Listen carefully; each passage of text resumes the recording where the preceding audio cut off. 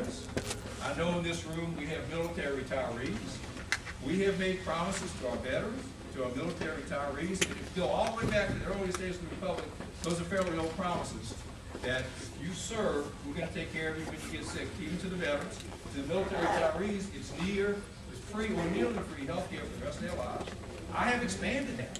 I led the fight in Congress to see that every Guard reservist is eligible for the TRICARE system. Because if they're going to go to Iraq or Afghanistan every 4th year, and they do, then I want to treat them like the regular service and give them the advantage of getting low-cost insurance, just like the rest of them. So I did that. I led that fight. That alone cost $1 billion a year. I will claim credit for it, and I will claim responsibility for it, however you want to look at it. But I think it's worthwhile. I don't know how old you are, but I'm guessing on the day you were born was prior to the 1960s. Okay? If you think about it, we had a huge, up until then, it was just veterans. Veterans and charity hospitals for the least among us. It was in the 1960s that they passed Medicare. It's the 1960s they passed Medicaid. Huge expansions. And we're now up to 47 cents out of every healthcare dollar is taxpayer money. Governmental tax flow from the taxpayers to the government, back out to these different things. We just can't afford any new promises. People say, well, get way down in the weeds, and I will use the analogy, if I can't afford a house, I don't bother to see if the roof leaks. I can't afford that house. I don't need to go crawling through it because I can't afford it. We can't afford this right now. I'm Mike Matson. Hey, Mike. I am a shipbuilder. Good for you. Which one? Okay. Graduate of the Naval Academy. What year? Good for you. But what I and several others around here, I'm sure, would like to know how you are going to uphold your oath of office to defend the Constitution. We have just over, several hundred of you out there in D.C. are domestically attacking the Constitution. It is health care bill. It is a bill that has not been shown to the American people before it's been voted on. It has not been discussed. Oh, Mike. Open forum. Okay, let's back up. No, sir. You have over 2,000-page document that we cannot see right now that's up there in D.C. in the dark night getting voted on Christmas Eve. For goodness sake, sir, what actions are you going to take to defend our Constitution and make sure that we are not required to buy a product, whether we want to or not?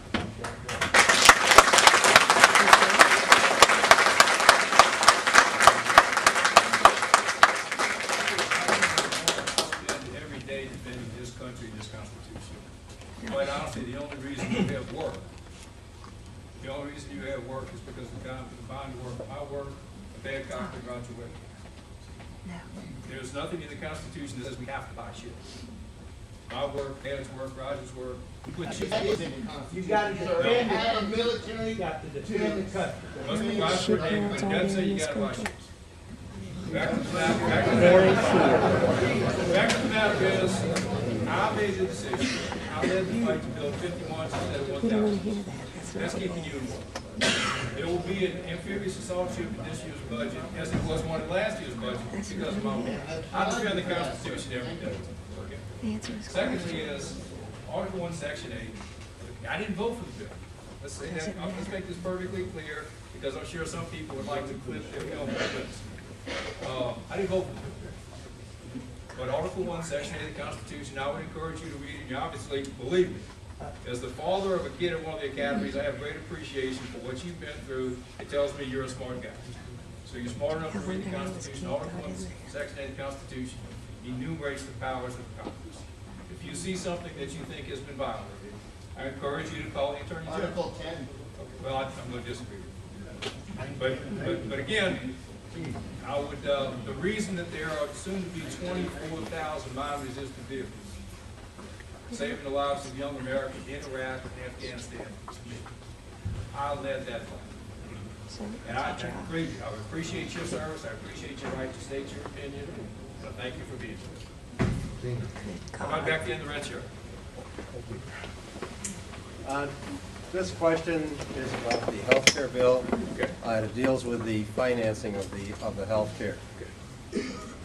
And currently, we know that taxes will be taken out for the next 3 years before. If it passes. If it passes. When it passes. I'll say, not commenting my opinion on it, but if it passes, we know the tax will be taken out for 3 years before that money is actually used. What assurances are there that the money that's taken out if it's taken out during the next 3 years will actually be reserved so that 3 years from now, that money is still there to be used? And again, you asked me to defend something I voted against, and I'm not gonna do that. I just didn't know if there was any. But no, but you have every, in there that guarantees you have that it will every be paid. reason to ask that question, you have every reason to be suspicious of it, and it also juggles the numbers as to the true cost of the bill. Thank So you. I'm with you. Thank you. Okay. How about this gentleman in blue? Pearly white. I'm sorry. Pearly white. Hey, Pearlie, what's up? You know me. I just wanna mention one thing, and not to do anything with some of the things that are popular. But, this major, active duty major that killed these people down at Fort Hood, Yes, sir.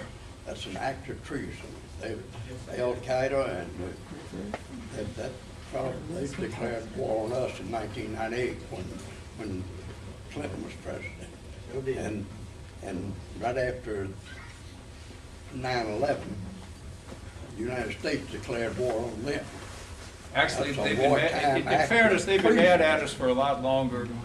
Arab oil embargo of '73 was because we rushed to Israel's aid and really saved their What he bacon did then. down there, killing those 13 men and wounding 30-something others, is an act of treason. I agree. And I haven't heard anybody in politics in Washington, I haven't heard anybody stand up for it and say what it is, except me now. Well, they got, no. I am not a lawyer. I am not a law enforcement professional. You're chairman of the Armed Services I'm Committee. the Sea Power Subcommittee. But, yes, sir, but would you let me finish? I think, based on what I have read, that they got an open shut case on murder. The penalty for murder is death. And quite honestly, they're gonna go for what the bird in the hand. The penalty for And I treason, regret to you say have a 13 military birds in the court and a shooting of the body the same day. No, this guy, given all the witnesses, Wartime. is, I mean, I'm not gonna predetermine, but it's pretty safe bet that this guy will get the death penalty. Still don't mean.